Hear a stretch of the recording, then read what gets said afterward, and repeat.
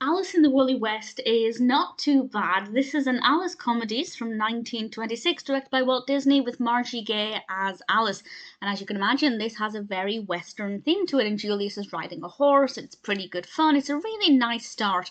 And then the antagonist comes along and steals the coach, and Alice and Julius has to try and save the day. And I won't say exactly what happens or how that comes about, but I will say something very interesting happened with Julius's fur, and I really liked how that was animated. I thought that worked very well, and it was rather entertaining.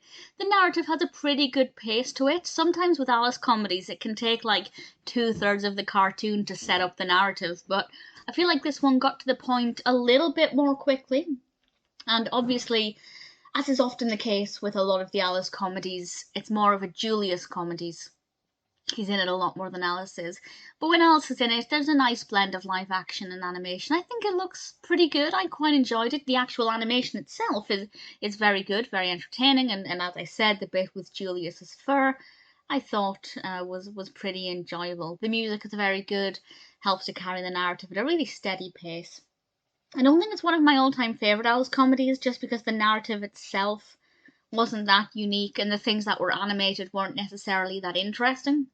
Nothing wrong with it, but there are just some Alice comedies that I think are a lot more fascinating. But nonetheless, I enjoyed it. Alice in the Woolly West is definitely worth watching if you're a fan of Alice comedies and you haven't seen it. It wouldn't be the first Alice comedies I recommend, but at the same time, I wouldn't mind watching it again.